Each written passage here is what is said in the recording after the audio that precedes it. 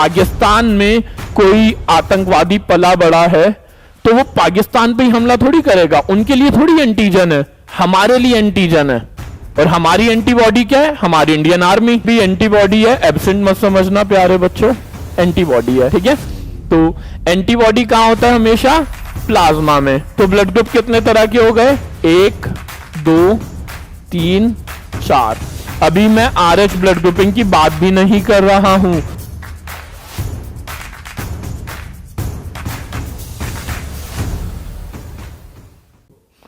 Hello everyone, myself Manish Kaushik.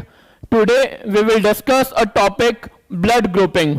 हम आज एक टॉपिक डिस्कस करेंगे that will be blood grouping. ये जो टॉपिक है ये 10th क्लास में भी इसका क्वेश्चन है in the chapter heredity and evolution, 11th में body fluids and circulation and 12th class में principles of inheritance and variation. Okay, तो ये जो टॉपिक है ये 10th में भी है, 11th में भी है, 12th में भी है और ऑब्वियसली नीट में भी होगा। तो हम आज टॉपिक डिस्कस करेंगे ब्लड ग्रुपिंग। तो ब्लड ग्रुपिंग में हम पढ़ते क्या क्या है? सबसे पहले समझिए कि ब्लड ग्रुपिंग में दो तरह की ब्लड ग्रुपिंग होती है।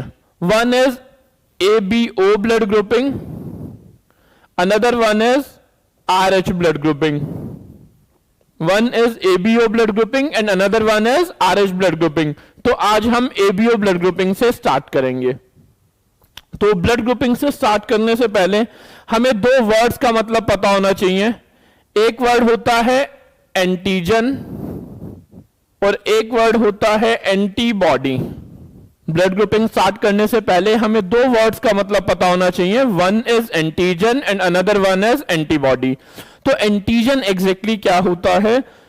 कोई भी मॉलिक्यूल जो किसी की बॉडी के इम्यून रेस्पॉन्स को एक्टिवेट कर दे।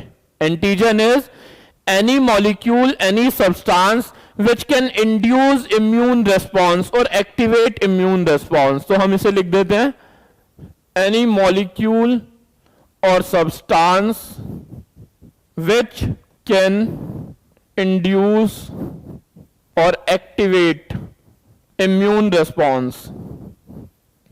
अब ये मॉलिक्यूल कुछ भी हो सकता है, कोई भी ऐसा मॉलिक्यूल जो मेरी बॉडी में आए और मेरा इम्यून रिस्पॉन्स एक्टिवेट हो जाए, मेरी इम्यूनिटी एक्टिवेट हो जाए उसे मारने के लिए, तो वो एंटीजन है। ओके, अब दूसरा आता है एंटीबॉडी। एंटीबॉडी होते हैं प्रोटीन मॉलिक्यूल्स। देखो मैंने ऊपर बोला था कोई भी मॉलिक्यूल, एंटीबॉडी में मैं बोल रहा हूं protein molecules. Antibodies protein molecules होते हैं, प्रोटीन होते हैं जो एंटीजन को मारते हैं। तो इसे लिख देते हैं एंटीबॉडी क्या होते हैं?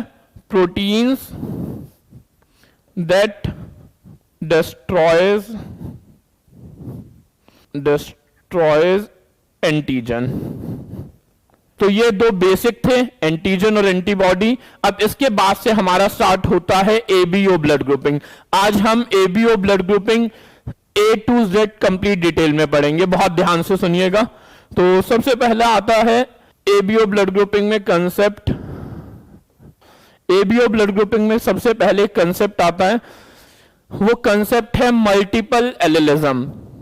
10th क्लास में ये टॉपिक नहीं है, लेकिन पूरा टॉपिक फिर भी 10th को भी समझ आ जाएगा, 11th 12th में है, ठीक है। तो हम बस इतनी सी बात है, मल्टीपल एलिलिज्म में एक इंसान में, एक इंडिविजुअल में, कोई भी दुनिया में एक इंडिविजुअल है तो एक कैरेक्टर के दो एलील्स होते हैं।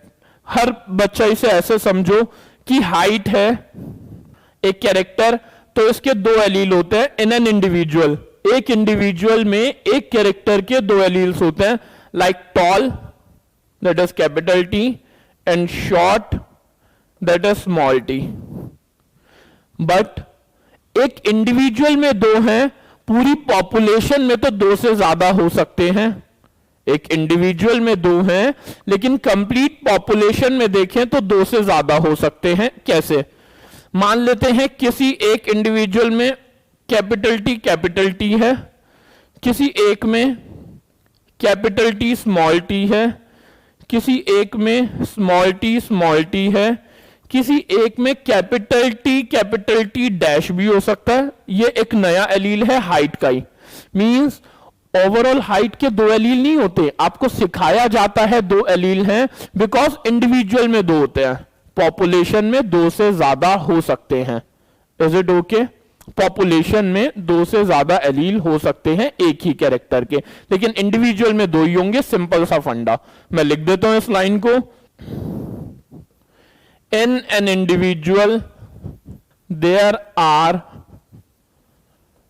2 एलील्स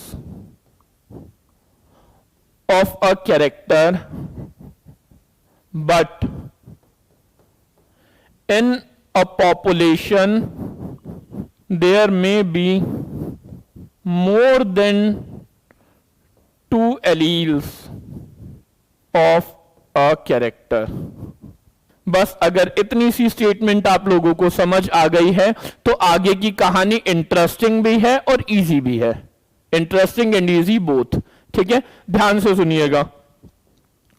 तो हम एबीओ ब्लड ग्रुपिंग की बात करते हैं। सबसे पहली बात, ABO blood grouping is governed bye 3 alleles. मतलब एबीओ ब्लड ग्रुपिंग में टोटल 3 एलील हो सकते हैं। टोटल एबीओ ब्लड ग्रुपिंग के कितने एलील्स होते हैं? 3। इंडिविजुअल में 2 ही होंगे, लेकिन कंफ्यूज मत होना।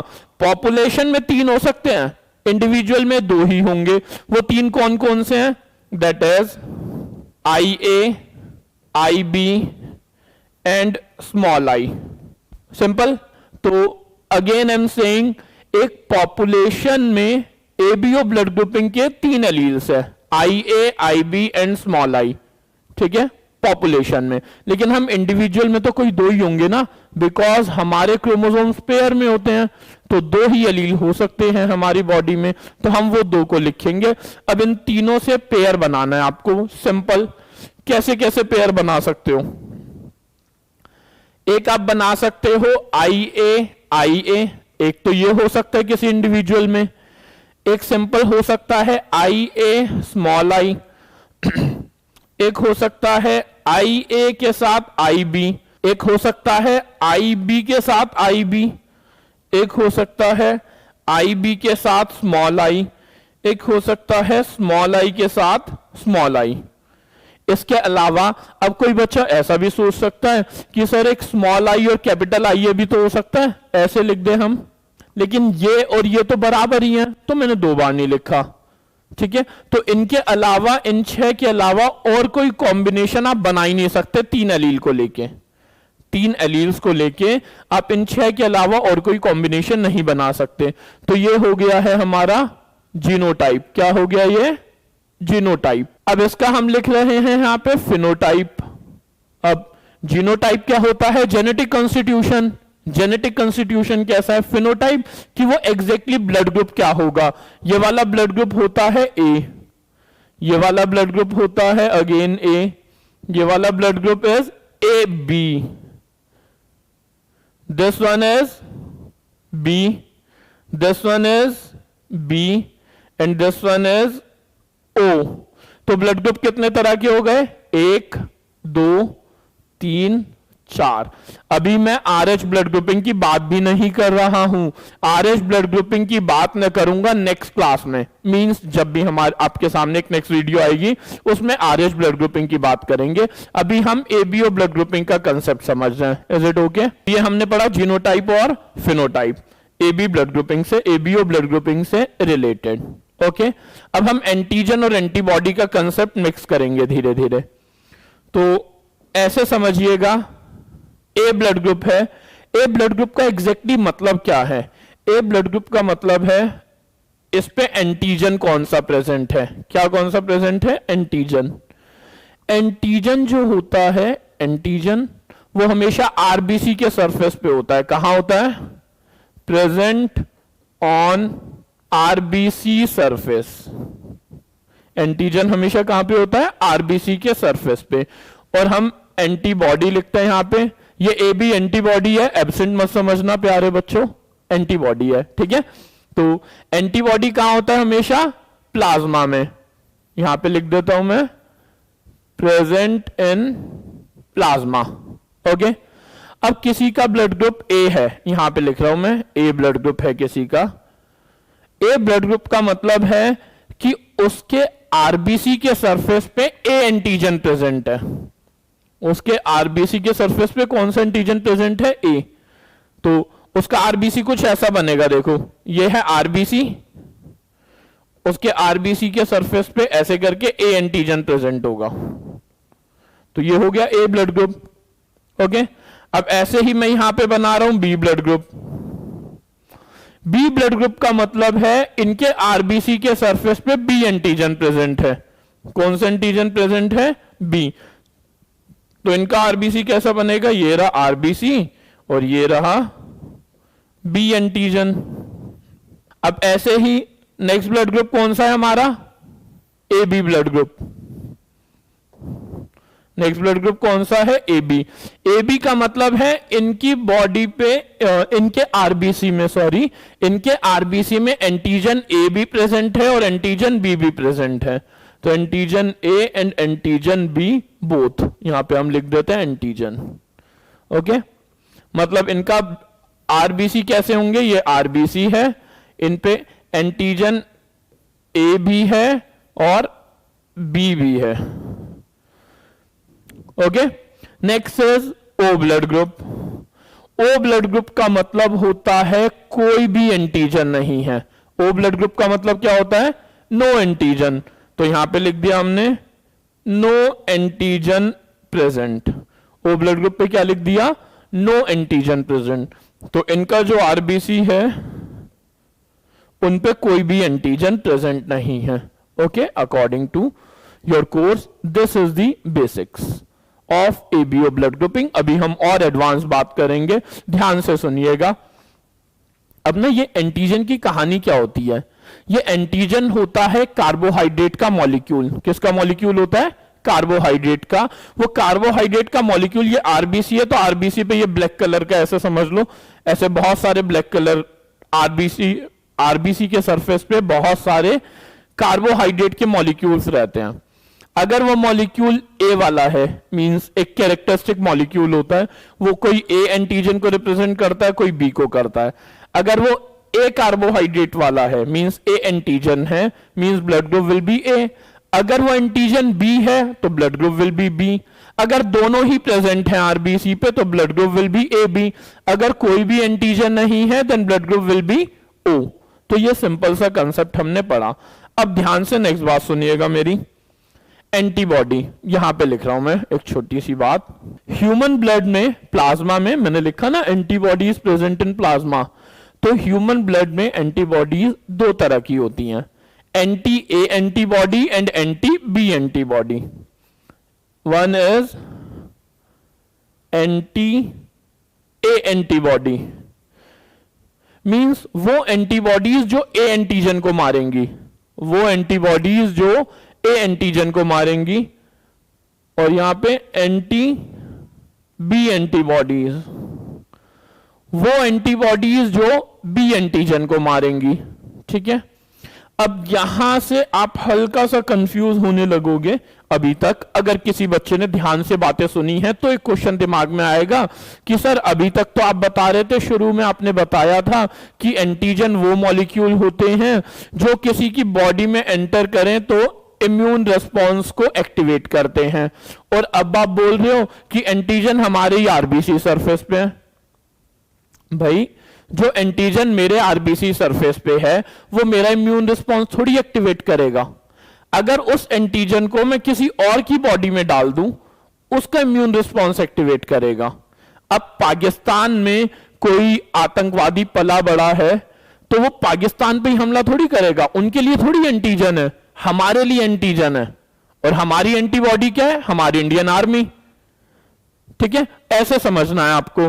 तो एंटीजन वो मॉलिक्यूल है जो जिसकी बॉडी में है उसके लिए कभी एंटीजन नहीं होता, लेकिन किसी और की बॉडी में गया और इम्यून रिस्पॉन्स एक्टिवेट कर दिया, मींस वो एक एंटीजन है। ऐसे आप ये सोच लो कि हम बाहर से ग्लूकोज लेते हैं, वो ग्लूकोज कभी हमारे लिए एंटीजन नहीं होता, हमने तो बाहर से लिया, हमारी बॉडी का नहीं था। क्यों नहीं होता? क्योंकि हमारा ब्लड ग्लूकोज C6H12O6 को पहले से ही जानता है, तो वो उसे अपना ही समझेगा ना। जब हमारा ब्लड ग्लूकोज को जानता है तो उसे अपना ही समझेगा, तो उसके खिलाफ कभी कोई इम्यून रिस्पॉन्स एक्टिवेट नहीं होता। कोई ऐसा मॉलिक्यूल जो आज से पहले कभी ब्लड ने देखा नहीं था, अगर वो बॉडी में आ जाए तो इम्यून रिस्पॉन्स एक्टिवेट होगा। Is it okay? तो बेसिक कंसेप्ट ये था। अब कॉमन सेंस की बात है। एंटीबॉडी दो तरह की होती है, एंटी ए एंटीबॉडी और anti B antibody. Anti A antibody वो है जो एंटीजन ए को मार रही है, एंटी बी एंटीबॉडी वो है जो एंटीजन बी को मार रही है। तो अब आपको कॉमन सेंस लगा के ये सोचना है कि भाई जिसका ब्लड ग्रुप ए है उसके पास एंटीजन ए है, तो उसके पास एंटीबॉडी कौन सी होगी इन दोनों में से? सोचो, एंटी ए एंटीबॉडी होगी वो तो इसी एंटीजन को मार देगी ना। अगर एंटी ए एंटीबॉडी होगी तो वो तो इसी एंटीजन को मार देगी, और यही एंटीजन मर गया तो खेल खत्म, खुद के ही सेल को मार दिया तो खेल ही खत्म हो गया। तो भगवान ने क्या किया है, जिसके पास एंटीजन ए है उसे दी है एंटी बी एंटीबॉडी। क्या दी है? Anti B antibody. क्योंकि एंटी ए एंटीबॉडी होती तो वो अपने ही एंटीजन को मार देता दूसरा। अब इसके पास बी एंटीजन है तो एंटी बी तो हो ही नहीं सकती, अपने को ही मार देगा, तो इस पे कौन सी होगी? Anti A antibody. सिंपल। अब ए बी ब्लड ग्रुप, भाई इस पे दोनों एंटीजन है, ए भी है बी भी है, तो इस पे एंटीबॉडी होगी नहीं, क्योंकि एंटी ए होगी तो ए एंटीजन को मारेगी, एंटी बी होगी तो बी एंटीजन को मारेगी। तो इस पे हम क्या लिखेंगे एंटीबॉडी वाले कॉलम में?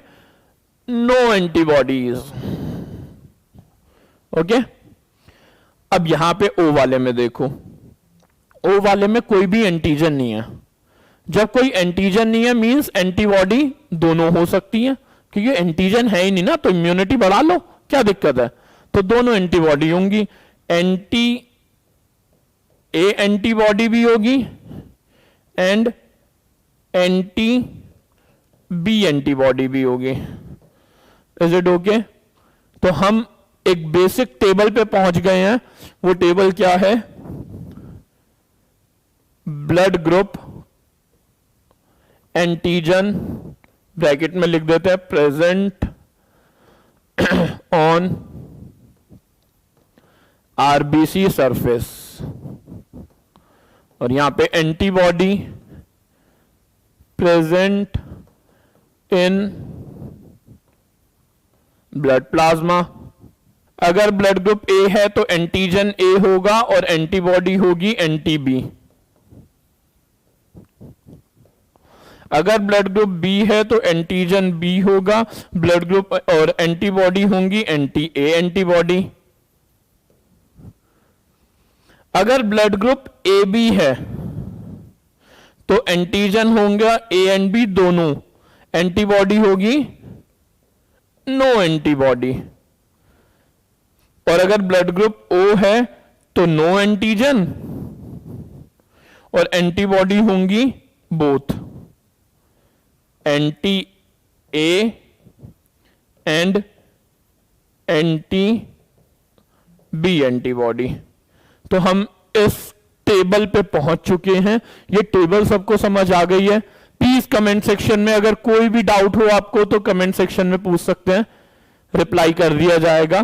ठीक है, और यहां तक हम फाइनल रिजल्ट पे पहुंचे हैं। अब हमें यह देखना है कौन किसे ब्लड दे सकता है और कौन किससे ब्लड ले सकता है। सबसे पहले ए को तो दे ही सकता है, वही सिंपल सी बात।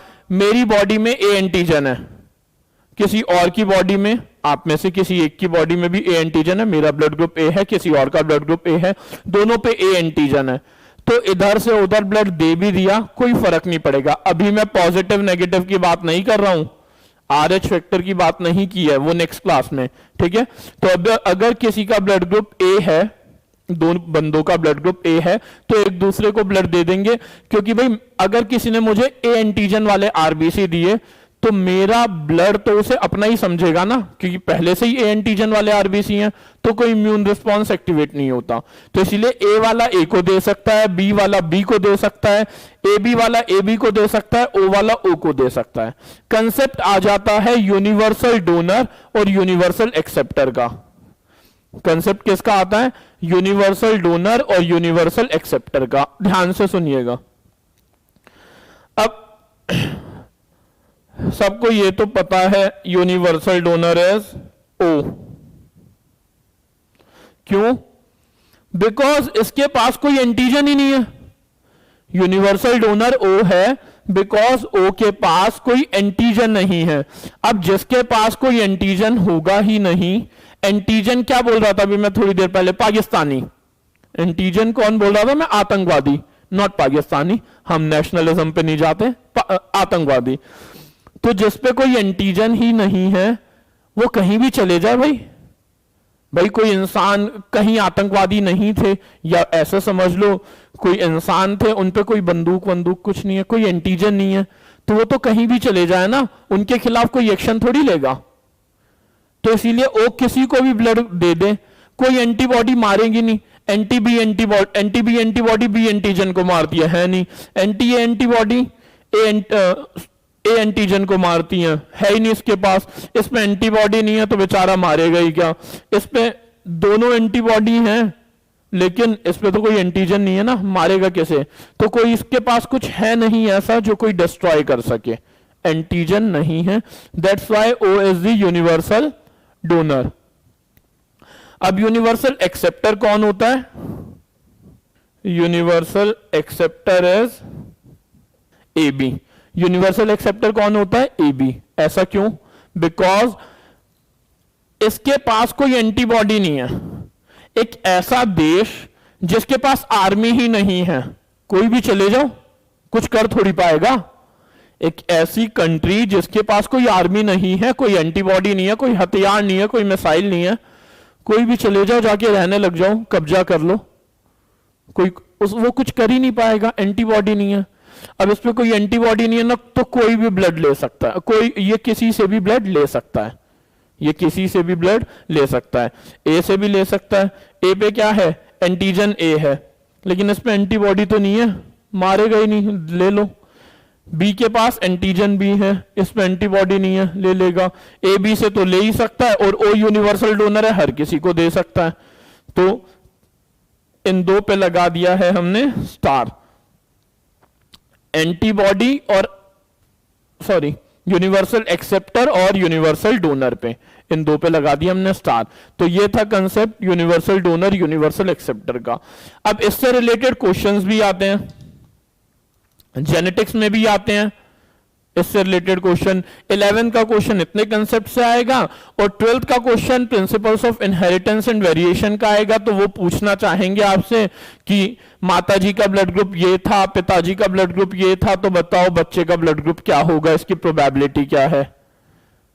तो ऐसा क्वेश्चन भी आता है। तो ऐसा एक क्वेश्चन हम डिस्कस कर लेते हैं लास्ट। तो एक क्वेश्चन है जिसमें गिवन है मदर इज क्या लिया जाए? ए ब्लड ग्रुप ले लिया जाए, एंड फादर है बी ब्लड ग्रुप, और इन दोनों के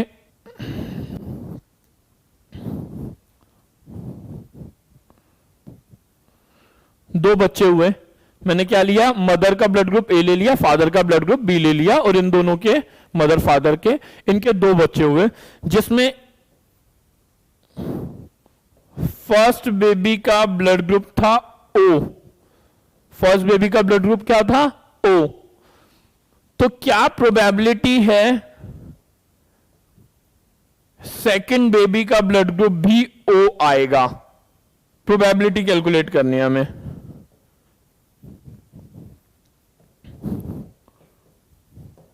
हमें प्रोबेबिलिटी निकालनी है। अगर फर्स्ट बेबी का ब्लड ग्रुप ओ था तो सेकंड बेबी का ब्लड ग्रुप ओ ही आएगा, इसकी प्रोबेबिलिटी। तो मैं सबकी बता दूंगा एक ही क्वेश्चन में। तो सबसे पहले इतनी कॉमन सेंस, इतना सोचो, इतना अप्लाई करो कंसेप्ट कि भाई एक बेबी का ब्लड ग्रुप ओ आ गया। ओ आता है जब जीनोटाइप होता है स्मॉल आई, हाँ या ना? ओ कब आता है? जब जीनोटाइप हो स्मॉल आई और स्मॉल आई, यस और नो? अब स्मॉल आई जीनोटाइप लाने के लिए जाहिर सी बात है इस मदर पे भी एक स्मॉल आई होना चाहिए और इस फादर पे भी एक स्मॉल आई होना ही चाहिए, जब भी तो बेबी का स्मॉल आई जीनोटाइप आया। अब इसका ब्लड ग्रुप ए है तो जीनोटाइप क्या लिख दूंगा मैं? आई ए स्मॉल आई, और इसका जीनोटाइप लिख दूंगा आई बी स्मॉल आई। हमें मदर फादर का जीनोटाइप मिल गया। अब इस मदर फादर के जीनोटाइप से ये देखिए आई ए स्मॉल आई और आई बी स्मॉल आई, इससे हम कैलकुलेट कर लेते हैं कि सेकंड बेबी का ब्लड ग्रुप क्या क्या आ सकता है। तो क्या क्या आ सकता है? इससे गैमीट्स बनेंगे, एक बनेगा गैमेट आई ए, एक बनेगा गैमेट स्मॉल आई, इससे एक गैमेट बनेगा आई बी और एक बनेगा स्मॉल आई। अब प्रोबेबिलिटीज, एक प्रोबेबिलिटी है कि ब्लड ग्रुप आ जाए I A I B, this will give A B blood group. एक प्रोबेबिलिटी है ब्लड ग्रुप आ जाए I A small I, this will give A blood group. एक प्रोबेबिलिटी है ब्लड ग्रुप आ जाए I B small I, this will give B blood group. और एक प्रोबेबिलिटी है ब्लड ग्रुप आ जाए small I, this will give O blood group. तो मतलब इक्वल प्रोबेबिलिटीज है 25% ईच। आंसर क्या आ गया? इक्वल प्रोबेबिलिटीज है 25% ईच कोई सा भी ब्लड ग्रुप आने का। ठीक है, तो इस कंसेप्ट से, इस क्वेश्चन के कंसेप्ट से आप लोग अपने घर पे अप्लाई करना। मम्मी पापा का ब्लड ग्रुप क्या है, आपका क्या है, आपके भाई बहन का क्या है। अगर सब कुछ मैच हो जाए तो ठीक है, नहीं हो तो समझ लेना एडॉप्टेड हो। मजाक कर रहा हूं, देख लेना, बस कंसेप्चुअल पॉइंट ऑफ व्यू से एक बार चेक करना तो आपको कंसेप्ट क्लियर होंगे। Is it okay? तो आज हमने कंसेप्ट पढ़ा है एबीओ ब्लड ग्रुप, एक सिंपल बहुत अच्छा कंसेप्ट जिसका क्वेश्चन 10th में भी आ जाता है, कई बार 11th में भी आता है, 12th में भी और फिर नीट में भी। ओके, तो this is all about ABO blood group. अगर वीडियो अच्छी लगी हो तो प्लीज लाइक एंड सब्सक्राइब जरूर करिएगा। डाउट्स कमेंट सेक्शन में पूछ लीजिएगा। नेक्स्ट वीडियो में अगेन मिलते हैं। Bye bye, take care, God bless you.